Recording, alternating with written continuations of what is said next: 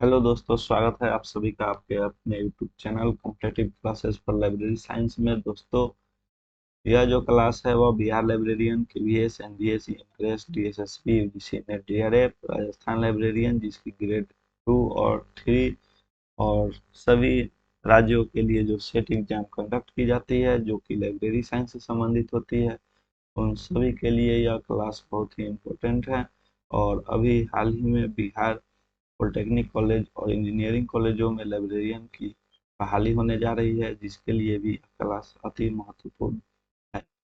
दोस्तों, जैसा कि आप स्क्रीन पे देख रहे होंगे, कोने पे एक क्यूआर कोड के माध्यम दिया गया है, जिसके माध्यम से आप हमारे टेलीग्राम चैनल से जुड़ सकते हैं।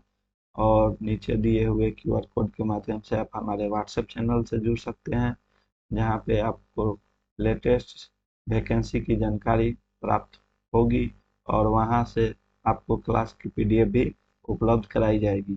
दोस्तों, जैसा कि हम लोग यूनिट 1-2 कंप्लीट कर चुके हैं और अब हम लोग यूनिट 3 कर रहे थे, जिसमें हम लोगों ने इंफॉर्मेशन सोर्स एंड सर्विस के बारे में पढ़ा और उसके कुछ महत्वपूर्ण एमसीक्यू क्वेश्चन हम लोगों ने कर रखा है।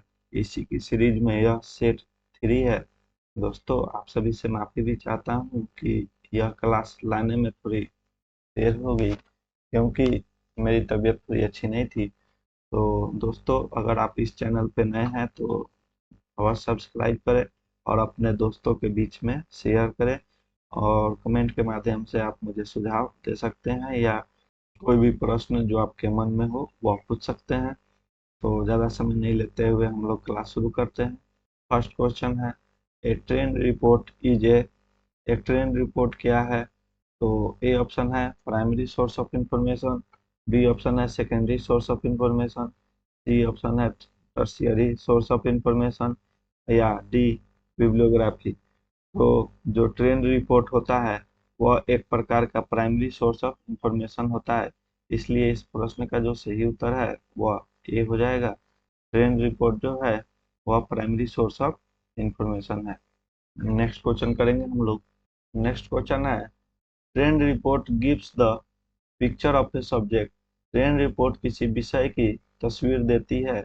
ए ऑप्शन है कॉम्प्रिहेंसिव, बी ऑप्शन है एग्जीक्यूटिव, सी ऑप्शन है लेटेस्ट और डी ऑप्शन है रिसेंट। तो जो ट्रेंड रिपोर्ट होती है जो ट्रेंड रिपोर्ट होती है वह हमें comprehensive picture of a subject देती है, यानी कि कॉम्प्रिहेंसिव तस्वीर प्रदान करती है, इसलिए इस प्रश्न का सही उत्तर ऑप्शन ए हो जाएगा। नेक्स्ट क्वेश्चन हम लोग करेंगे, who first time introduce the concept of. किसने पहली बार को साइटेशन एनालिसिस की अवधारणा पेश की थी? ए ऑप्शन है एम केसलर, बी ऑप्शन है ईजे कोर्स, सी ऑप्शन है Henry Small and Irina Marshakova, D option है Henry LaFontaine and Paul Otlet. तो जो को साइटेशन एनालिसिस की जो अवधारणा सर्वप्रथम दी गई थी वह हेनरी स्मॉल एंड एरिना मार्स्कोवा के द्वारा दिया गया था और यह सर्वप्रथम 1973 ईस्वी में दी गई थी। तो इस प्रश्न का जो सही उत्तर है वह ऑप्शन सी हो जाएगा, Henry Small and Irena Marshakova. Next question हम लोग करेंगे, हु कैटेगराइज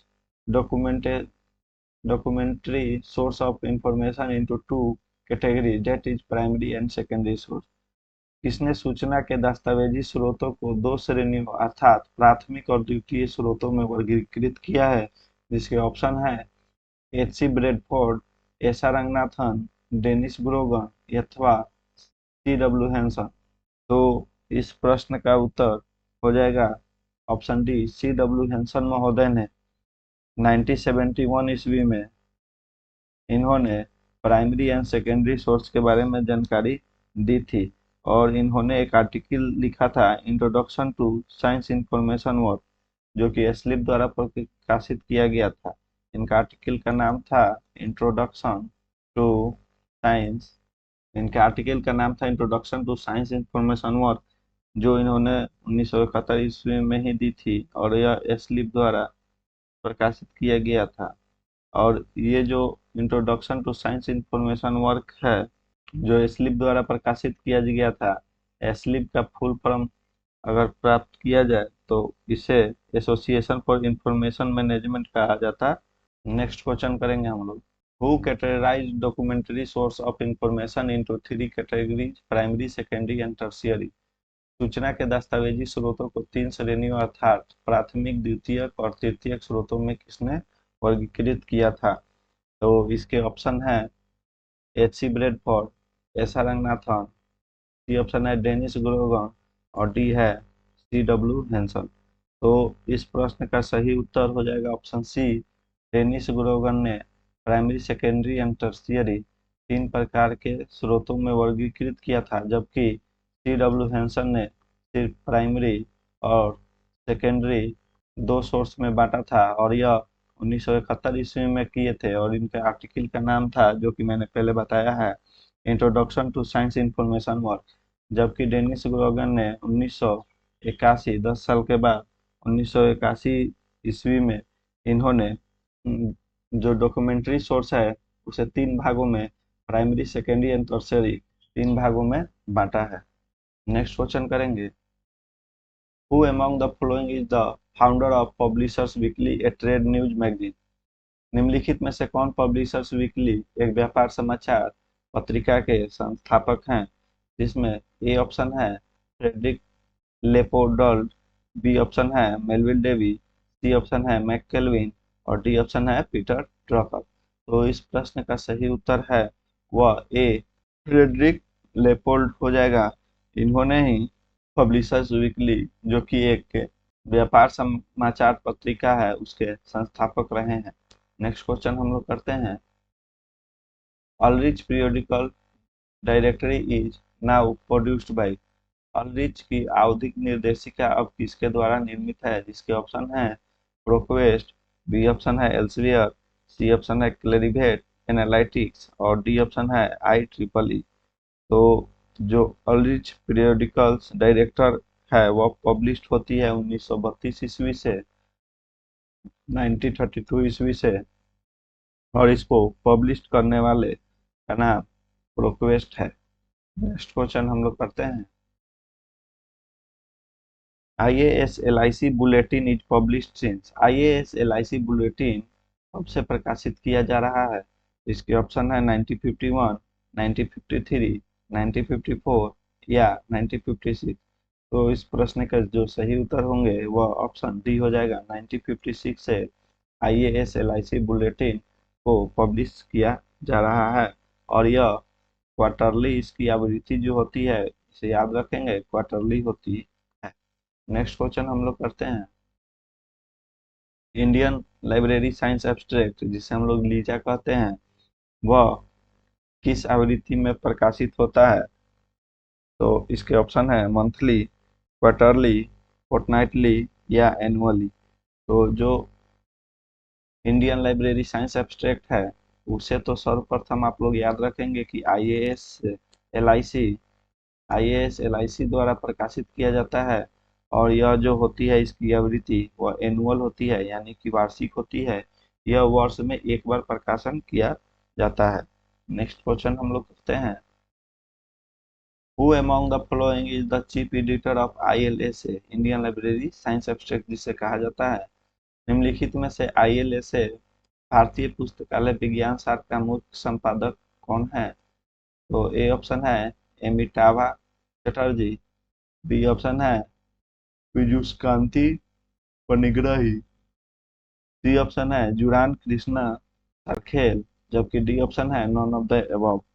तो जो ये प्रश्न पूछा गया है कि ILSA के चीफ एडिटर कौन है, तो इस ऑप्शन में जो दिया हुआ है वो पुराने प्रश्न से चूंकि लिया गया है तो पुराना ऑप्शन ही है, तो उसके हिसाब से तो इसका आंसर सी हो जाएगा, जुरान कृष्ण सकेल, जो कि 2019 ईस्वी के आसपास में यह मुख्य संपादक के रूप में कार्य करते थे। परंतु प्रेजेंट की बात की जाए तो अभी जोस मैरी ग्रिफिथ्स भी जो हैं वह, ये जो मैंने नाम लिखा है जोस मैरी ग्रिफिथ्स भी, ये अभी ILSA के चीफ एडिटर के रूप में कार्य कर रहे हैं। नेक्स्ट क्वेश्चन चलते हैं।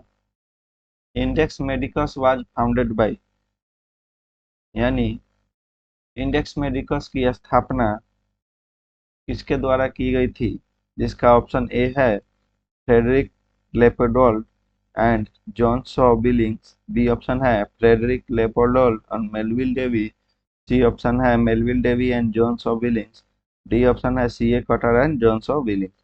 तो इस प्रश्न का सही उत्तर जो है, इंडेक्स मेडिकस को जो स्थापना किए थे वे थे फ्रेडरिक ले, लेपोडोल्ड एंड जॉन्स ऑफ बिलिंग्स, जो कि ऑप्शन ए में दिया गया है, इसलिए इस प्रश्न का सही उत्तर ए हो जाएगा। और इंडेक्स मेडिकस जो है वह एक प्रकार का मेडलाइन बिब्लियोग्राफिक डाटाबेस है, मेडलाइन बिब्लियोग्राफिक डाटा,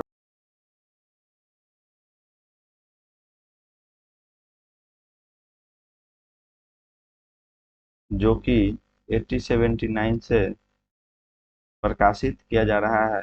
और इसका जो प्रिंट वर्जन था इंडेक्स मेडिकस का, वह 2004 से बंद कर दी गई है, प्रिंट वर्जन 2004 में समाप्त कर दी गई है। नेक्स्ट क्वेश्चन हम लोग करते हैं, physics abstract is available through, physics abstract यानी भौतिकी सार किसके माध्यम से उपलब्ध है, इंस्पेक्ट, बी ऑप्शन है कॉम्पेंडेक्स, सी ऑप्शन है आईएसआई और डी ऑप्शन है इंस्टॉक। तो जो फिजिक्स एब्स्ट्रैक्ट जो होता है वो इंस्पेक्ट के माध्यम से उपलब्ध कराया जाता है, इसलिए इस प्रश्न का सही उत्तर ए हो जाएगा। हम लोग नेक्स्ट क्वेश्चन कर देते हैं, the journal annals of library and information studies ALIS is published by, journal of library and information अध्ययन जिसे एलिस कहा जाता है किसके द्वारा प्रकाशित किया जाता है, तो इसका ऑप्शन है ए एसआरएलएस, बी आईएलए, सी इंसडॉक या डी आईएएसएलआईसी। तो इस प्रश्न का जो सही उत्तर हो जाएगा वह सी हो जाएगा इंसडॉक, इंसडॉक के द्वारा एनल्स का प्रकाशन किया जाता है। नेक्स्ट क्वेश्चन हम लोग करते हैं, who among the following was the founding editor of annuls of library and information studies, निम्नलिखित में से कौन annuls of library and information के संस्थापक थे, जिसके ऑप्शन इस प्रकार हैं, ए में है एस पार्थसारथी, बी है डॉक्टर बी गुहा, सी है एस आर रंगनाथन और डी है जी महेश। तो जो annuls of library and information science के संस्थापक संपादक थे वे हमारे डॉक्टर एस आर रंगनाथन महोदय जी थे, इसलिए इस प्रश्न का सही उत्तर ऑप्शन सी हो जाएगा। हम लोग नेक्स्ट क्वेश्चन कर देंगे, Limca book of records is a publication of, Limca book of records का प्रकाशन कौन करता है, जिसका ऑप्शन है A Britannica, B Times of India, C Pepsi India, D Coca Cola India. तो इस प्रश्न का सही उत्तर हो जाएगा option D, Coca Cola India द्वारा लिम्का बुक ऑफ रिकॉर्ड्स का प्रकाशन किया जाता है। नेक्स्ट क्वेश्चन करते हैं, which of the following is A trade bibliography, आपको बतानी है कि निम्नलिखित में से कौन सा एक व्यापार ग्रंथ सूची है, जिसके ऑप्शन है इंडियन नेशनल बिब्लियोग्राफी, इसे आईएनबी कहा जाता है, इंडियन बुक्स इन प्रिंट, या ऑप्शन सी यूनिवर्सल बिब्लियोग्राफी और डी ऑप्शन है ब्रिटिश बुक इन प्रिंट। तो इस प्रश्न का सही उत्तर हो जाएगा ऑप्शन बी, जो कि इंडियन बुक इन प्रिंट है, जो कि एक प्रकार का ट्रेड बिब्लियोग्राफी है। Name the publisher of books in print, books in print के प्रकाशक का नाम आपको बताना है, तो जिसके ऑप्शन इस प्रकार हैं, S W Wilson, R R Bowker, C option है वाइटेकर और लास्ट ऑप्शन है फेसेट पब्लिशिंग। तो जो बुक इन प्रिंट्स के प्रकाशन का नाम है वह आर आर बाउकर है, जो कि ऑप्शन बी में दिया हुआ है, अतः इस प्रश्न का सही उत्तर आर आर बाउकर हो जाएगा। नेक्स्ट क्वेश्चन हम लोग करते हैं, identify the tertiary source from the following, निम्नलिखित में से तृतीयक स्रोत की पहचान कीजिए, ऑप्शन है reports, yearbook, guide to literature और कॉन्फ्रेंस प्रोसीडिंग। तो देखिए जो तृतीयक सोर्स होता है, जैसा कि मैंने पहले बताया है कि वह जो सेकेंडरी सोर्स होता है तक पहुंचने का एक माध्यम होता है, वह बताता है कि आप सेकेंडरी सोर्स तक कैसे पहुंच सकते हैं। तो वह होता है गाइड टू लिटरेचर, यानी कि गाइड करना जो है वह तृतीयक स्रोत की अंतर्गत आती है, इसलिए इस प्रश्न का उत्तर गाइड टू लिटरेचर हो जाएगा। नेक्स्ट क्वेश्चन हम लोग करते हैं। JUDIS JUDIS database is developed by. JUDIS database किसके द्वारा प्रकाशित किया जाता है, जिसके ऑप्शन है डेलनेट, बैलनेट, आईनेट और निकनेट। तो जो ज्यूडीज डाटाबेस है वह निकनेट के द्वारा विकसित किया गया है, इसलिए इस प्रश्न का सही उत्तर ऑप्शन डी हो जाएगा। नेक्स्ट क्वेश्चन हम लोग करते हैं। The appropriate source to find out answer to background information is। पृष्ठभूमि की जानकारी का उत्तर खोजने के लिए उपयुक्त स्रोत क्या है? ए ऑप्शन है बिब्लियोग्राफिकल सोर्सेज, बी ऑप्शन है इंसाइक्लोपीडिया, बी है बिब्लियोग्राफीज और डी है जियोग्राफिकल सोर्सेज। तो इस प्रश्न का जो सही उत्तर हो जाएगा वह ऑप्शन बी हो जाएगा। इंसाइक्लोपीडिया जो है वह एक प्रकार के पृष्ठभूमि की जानकारी का उत्तर खोजने के लिए उपयुक्त स्रोत के रूप में जाना जाता है। नेक्स्ट क्वेश्चन है रिपेक इज ए डाटाबेस ऑफ, यानी रिपेक किस प्रकार का एक डाटाबेस है? ए ऑप्शन है जियोग्राफी, बी ऑप्शन है पॉलिटिकल साइंस, सी ऑप्शन है पेट्रोलियम और डी ऑप्शन है इकोनॉमिक्स। तो जो रिपेक होता है, लास्ट में आप लोग शब्द के अंत में देखेंगे ई सी है, जिससे जिससे प्रतीत होता है कि यह कहीं ना कहीं इकोनॉमिक्स से संबंधित है, इसलिए जो रिपेक जो है वह इकोनॉमिक्स से संबंधित एक डाटाबेस है, इसलिए इस प्रश्न का सही उत्तर डी हो जाएगा। और रिपेक जो डाटाबेस है वह उसका प्रकाशन 1997 ईस्वी से किया जा रहा है। नेक्स्ट क्वेश्चन करते हैं हम लोग। Biosys preview is published bye. Biosys preview जो होता है वह किसके द्वारा प्रकाशित किया जाता है, जिसके ऑप्शन है Thomas router web of knowledge, informatics India, Thomas ISI या डी ऑप्शन है एल्सवियर। तो जो बायोसिस से प्रीव्यू जो होती है ना, वह Thomas routers web of knowledge के द्वारा प्रकाशित किया जाता है, इसलिए इस प्रश्न का सही उत्तर ऑप्शन ए हो जाएगा, Thomas routers web of knowledge. दोस्तों, आप सभी से आग्रह है कि अभी तक आपने इस यूट्यूब चैनल को सब्सक्राइब नहीं किया है तो कृपया करें, और आप क्वेश्चन की क्वालिटी देख ही सकते हैं। नेक्स्ट क्वेश्चन करते हैं। The print version of who in India is published bye, यानी जो इंडिया हुज है, भारत में कौन कौन है का प्रिंट संस्करण किसके द्वारा प्रकाशित किया जाता है, यानी हुज इन इंडिया का किसके द्वारा प्रकाशन होता है? तो इसके ऑप्शन है A Sterling publication New Delhi, B option है tradesman and man Asia Delhi, C option है बिजनेस प्रेस मुंबई, जबकि डी ऑप्शन है एशिया पब्लिकेशन हाउस। तो जो प्रिंट वर्जन ऑफ हुज का पब्लिकेशन किया जाता है वह बिजनेस प्रेस मुंबई द्वारा किया जाता है। तो इस प्रश्न का सही उत्तर जो है ऑप्शन सी हो जाएगा, business press Mumbai. Next question करते हैं हम लोग। Indicate consist of these components. Indicate में कौन कौन से घटक मिले हुए होते हैं? तो इस प्रकार से ऑप्शन है बुक्स, थेसिस और सीरियल होते हैं, या books, thesis and expert database, जबकि सी ऑप्शन दिया हुआ है thesis, serials and expert database, और डी ऑप्शन है bibliographic database, full text database and expert database.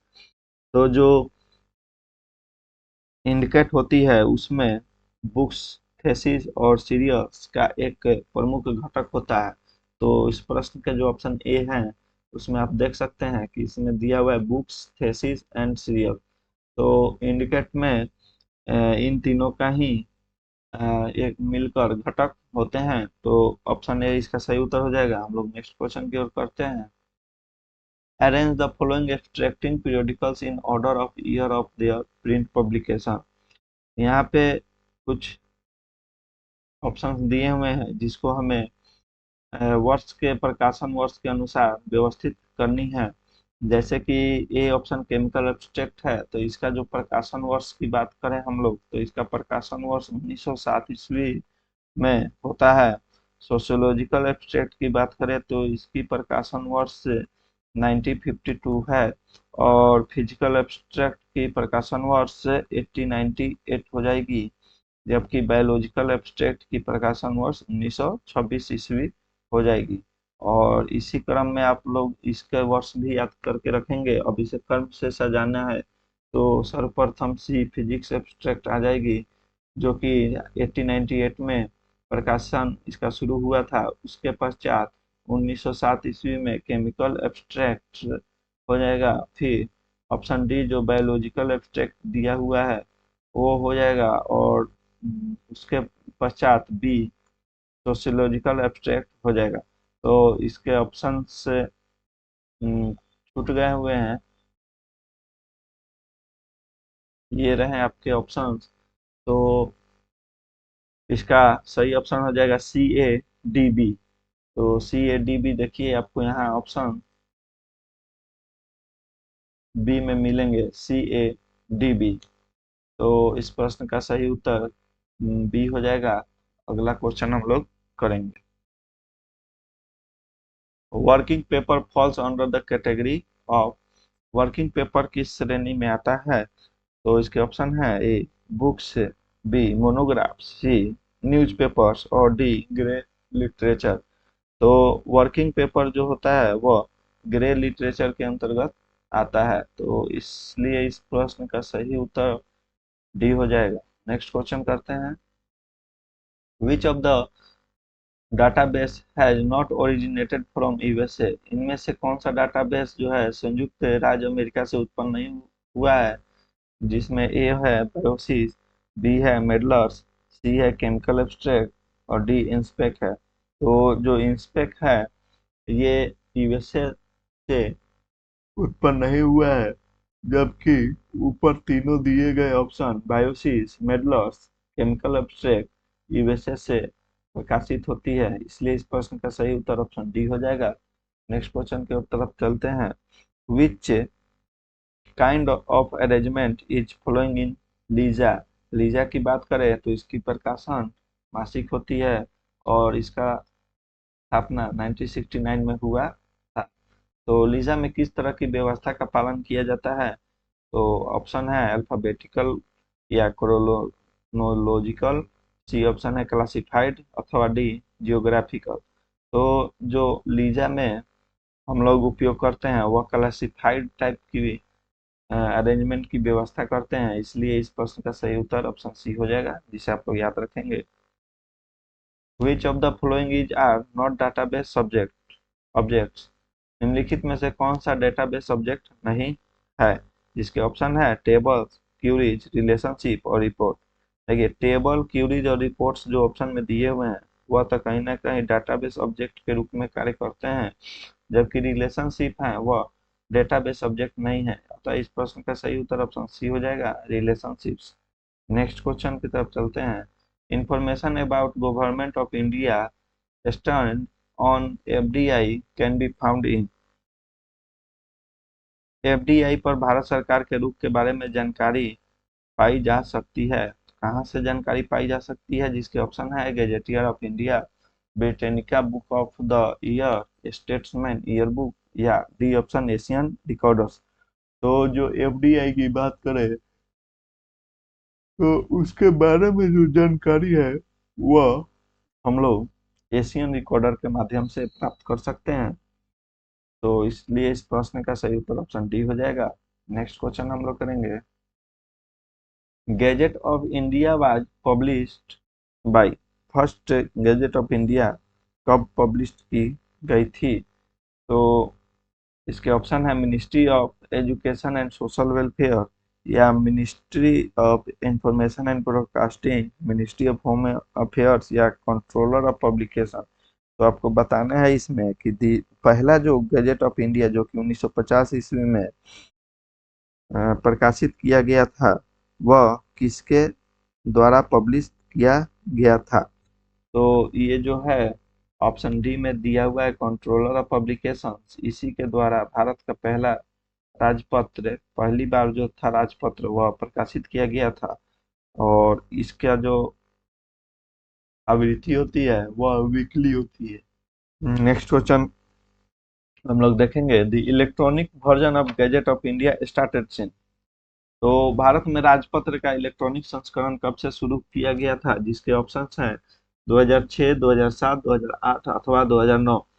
तो देखिए, जो इलेक्ट्रॉनिक संस्करण है वह ministry of housing and urban affairs के द्वारा शुरू किया गया है, जिसे मैं यहाँ लिख दे रहा हूँ, आप लोग नोट कर लेंगे। Ministry of housing and urban affairs के द्वारा शुरू किया गया था और यह 2008 से शुरू की गई है। तो भारत के राजपथ का इलेक्ट्रॉनिक संस्करण जो है 2008 से शुरू किया गया था। इस प्रश्न का सही उत्तर ऑप्शन सी हो जाएगा। नेक्स्ट क्वेश्चन हम लोग करेंगे, gazetteer of India is publication of. Gazetteer of India वह किसके एक प्रकाशन है? तो ए ऑप्शन है ministry of education and social welfare, B option है ministry of information and broadcasting, C option है मिनिस्ट्री ऑफ होम अफेयर्स और डी ऑप्शन है कंट्रोलर ऑफ पब्लिकेशन।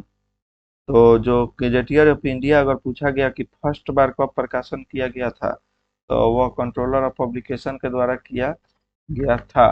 परंतु अगर सिर्फ ऐसा पूछा जाए कि gazetteer of India is a publication of, यानी भारत का गैजेटियर किसका प्रकाशन है, तो वह ministry of information and broadcasting का प्रकाशन है। तो इसलिए इस प्रश्न का सही उत्तर ऑप्शन बी हो जाएगा। तो नेक्स्ट क्वेश्चन की ओर हम चलते हैं, web of science covers. Web of science के अंतर्गत क्या क्या चीजें आती हैं, जिसमें ए ऑप्शन है sciences, B social science, C arts and humanities और D all of the above. तो वेब ऑफ साइंस के अंतर्गत जो है वह इनमें से जो तीनों दी हुई है, साइंस, सोशल साइंस और आर्ट एंड ह्यूमैनिटीज, यह तीनों को ही कवर करती है। इसलिए इस प्रश्न का सही उत्तर ऑप्शन डी हो जाएगा। नेक्स्ट क्वेश्चन करेंगे हम लोग, the citation indexes are now available online as. उद्धरण सूचकांक ऑफ किस रूप में ऑनलाइन उपलब्ध है? तो ए ऑप्शन है वेब ऑफ साइंस के रूप में, या बी JCCC, सी स्कोपस या डी इबेस्को। तो जो साइटेशन इंडेक्सेस है ना, वह अभी हम लोगों के समक्ष वेब ऑफ साइंस के रूप में उपलब्ध है। इसलिए इस प्रश्न का सही उत्तर ऑप्शन ए हो जाएगा, web of science. Next question करते हैं, arrange the following in the chronological order of their first year of publication। प्रकाशन के अपने पहले वर्ष के अनुसार इसे सजाना है। तो इस क्वेश्चन को हम आपके लिए छोड़ते हैं, कुछ मेहनत आप लोग भी करें ताकि लगे कि आप लोग भी कुछ पढ़ाई कर रहे हैं, और अगले क्लास में मैं इसका सही उत्तर भी आप सभी के समक्ष बता दूंगा। नेक्स्ट क्वेश्चन करते हैं, सिलेक्ट द करेक्ट कॉम्बिनेशन। सही संयोजन का चयन करना है। तो इसमें बतानी है कि सही संयोजन है या नहीं है, या क्या हो सकती है। तो ए ऑप्शन में है यूनियन कैटलॉग। तो कैटलॉग, इंडेक्सिंग, ये सब जो है टर्शियरी सोर्स के अंतर्गत आती है, या गाइड टू रेफरेंस या गाइड टू लिटरेचर, ये सब टर्शियरी सोर्स का ही उदाहरण है। तो यूनियन कैटलॉग जो है वो टर्शियरी सोर्स के अंतर्गत आती है। तो ये कहीं ना कहीं सही इसका संयोजन दिया हुआ है। पैम्पलेट्स और ब्राउचर्स जो होते हैं वह प्रथम बार प्रकाशित किया जाता है, तो वह प्राइमरी सोर्स के अंतर्गत ही आती हैं। तो ये भी सही संयोजन है। इंडेक्सिंग और एब्स्ट्रैक्टिंग जो है वह सेकेंडरी सोर्स का माध्यम है। तो यह भी सही ऑप्शन है।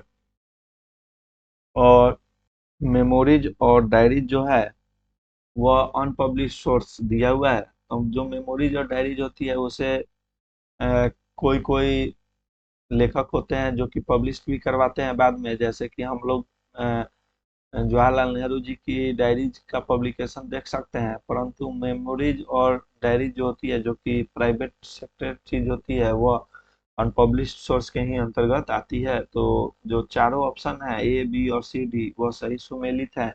तो इस प्रश्न का सही उत्तर option D, A, B, C, D are correct हो जाएगा। नेक्स्ट क्वेश्चन की तरफ हम लोग चलते हैं, इसमें भी सही संयोजन का चयन करना है, जिसमें है इस प्रकार ऑप्शन है, fundamental reference source, fundamental reference source इन्होंने दिया था, तो इसे आप लोग याद रख लेंगे। FN Cheney and WJ Williams ने ही दिया था। Introduction to reference work William A Katz का ही दिया हुआ है। और रेफरेंस सर्विस की जो बात कही गई थी वह डॉक्टर S.R. रंगनाथन महोदय द्वारा ही करी गई थी। और गाइड टू रेफरेंस बुक जो है वह AJ वालफोर्ड की ही कृति है। तो इसमें भी जो चारों संयोजन है A, B और CD वह सही है। और इसमें से इंडिविजुअली भी परीक्षाओं में पूछ ली जाती है, जैसे पूछ ली जाएगी कि गाइड टू रेफरेंस बुक किसकी है, किसका बुक्स है, तो या किसकी कृति है, तो इसका सही उत्तर AJ वालफोर्ड हो जाता है। वैसे ही आपसे पूछ लिया जाएगा कि इंट्रोडक्शन टू रेफरेंस वर्क किससे संबंधित है, और इसमें ऑप्शन यही चारों दिए रहेंगे, जिसमें सही ऑप्शन विलियम एकेट्स हो जाएगी। तो इस प्रश्न में जो चारों ऑप्शन दिए हुए हैं वह सही सुमेलित हैं। तो इस प्रश्न का जो सही उत्तर है वो ऑप्शन डी हो जाएगा। ABCD are correct. अगले क्वेश्चन की तरफ हम लोग चलेंगे। नेक्स्ट क्वेश्चन है, identification of an e article and paying for full text is known as. एक ई लेख की पहचान और फुल टेक्स्ट के लिए भुगतान करना किसके रूप में जाना जाता है। तो ए ऑप्शन है पे पर व्यू, बी ऑप्शन है कंसोर्टियम, सी ऑप्शन है कैंपस लाइसेंस, या डी ऑप्शन है ई सब्सक्रिप्शन। तो जो ई आर्टिकल होती है और पे फॉर फुल टेक्स्ट होती है, तो वह पे पर व्यू के रूप में जानी जाती है, जिसके लिए हमें कुछ पैसे खर्च करने पड़ते हैं।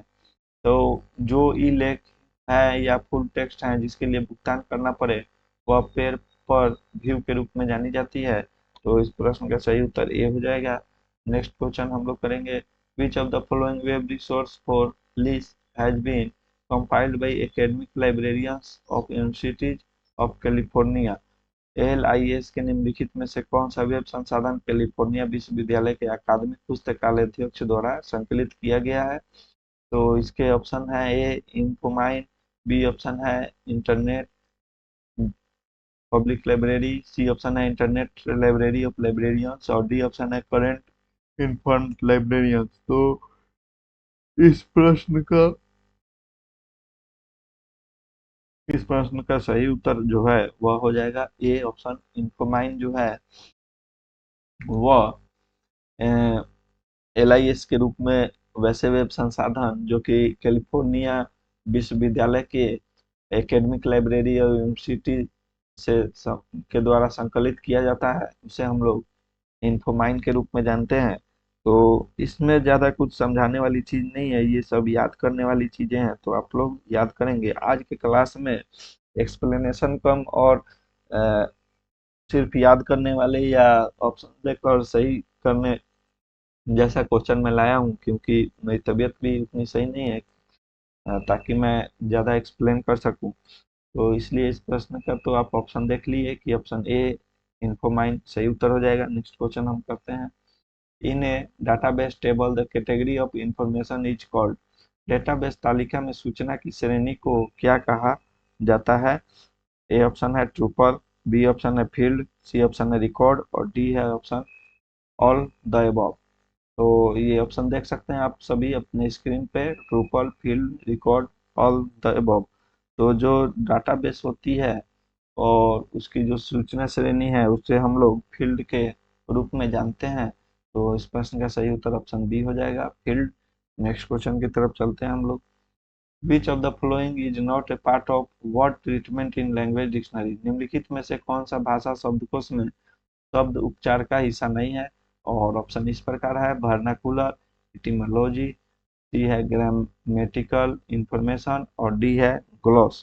तो इस प्रश्न का जो सही उत्तर है वो ऑप्शन डी ग्लॉस हो जाएगा। ग्लॉस जो है वह भाषा शब्दकोश में शब्द उपचार का हिस्सा नहीं है, जबकि वर्नाकुलर इटिमोलॉजी तो शब्द की उत्पत्ति के बारे में हम लोग जानकारी लेते हैं, तो उसे हम लोग इटिमोलॉजी जानते हैं। और ग्रामेटिकल इंफॉर्मेशन या कहीं ना कहीं सभी शब्दकोश में शब्द उपचार का हिस्सा है। परंतु जो ग्लॉस ऑप्शन डी दिया गया है वह इस ऑप्शन में भिन्न है। तो ऑप्शन डी इस प्रश्न का सही उत्तर हो जाएगा। नेक्स्ट क्वेश्चन हम लोग करेंगे, रोजेट इंटरनेशनल थिजोरस इज। रोजेट एक अंतर्राष्ट्रीय थिजोरस है, वो किस प्रकार का है। तो क्लासिफाइड लिस्ट ऑफ वर्ड है, बुक ऑफ साइनोनिम्स है, लिस्ट ऑफ स्टैंडर्ड टर्म्स है, या लिस्ट ऑफ साइंटिफिक टर्म्स है।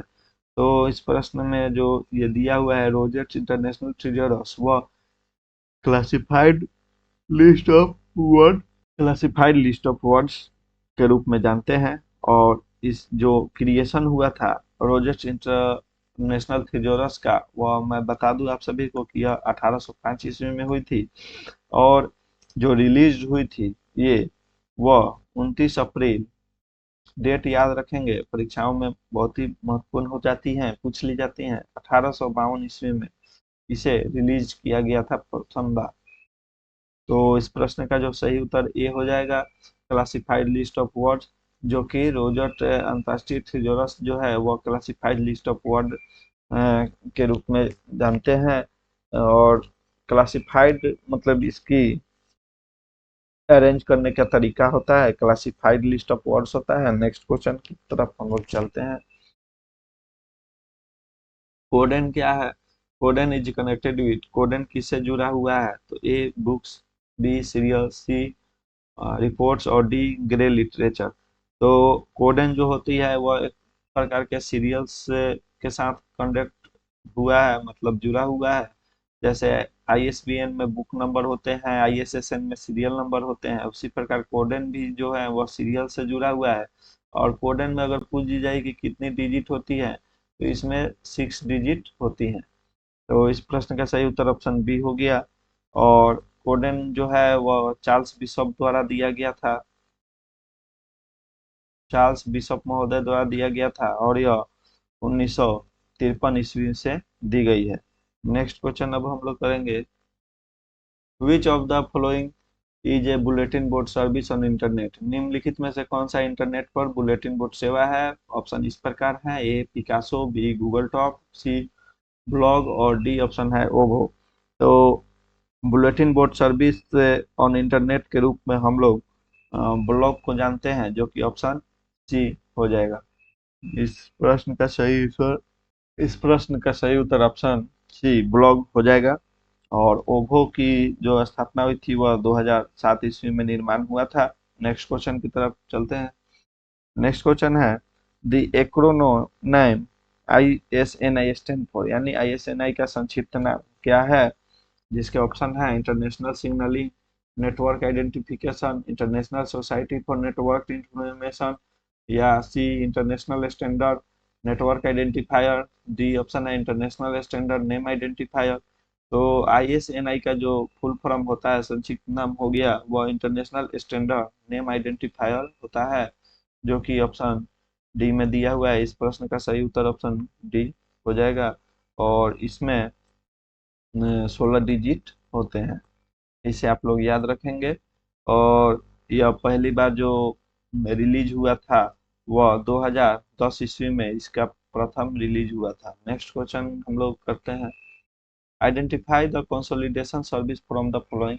निम्नलिखित में से समेकन सेवा की पहचान करनी है, जिसमें ए ऑप्शन है सोशियोलॉजिकल एब्स्ट्रैक्ट, बी ऑप्शन है tribal development in India a trend report, C option है ह्यूमैनिटीज इंडेक्स, और डी ऑप्शन है यूनिवर्सिटी न्यूज।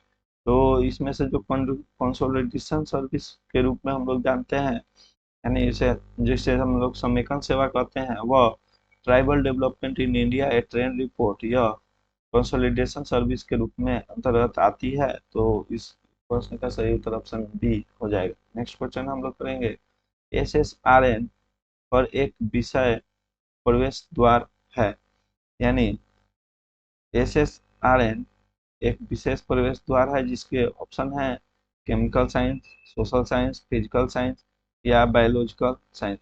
तो SSRN के जो विषय होते हैं वो सोशल साइंस से संबंधित है, जैसे कि इसमें शुरू में दिया ही हुआ है सोशल साइंस, और इसकी फुल फॉर्म SSRN की ही होती है, सोशल साइंस रिसर्च नेटवर्क। इसकी फुल फॉर्म होती है सोशल साइंस SS, और R से रिसर्च, और N से नेटवर्क। तो यह जो होती है सोशल साइंस से जुड़ी हुई है, इसलिए इस प्रश्न का सही उत्तर ऑप्शन बी हो जाएगा। यह हमारे क्लास का अंतिम प्रश्न था दोस्तों।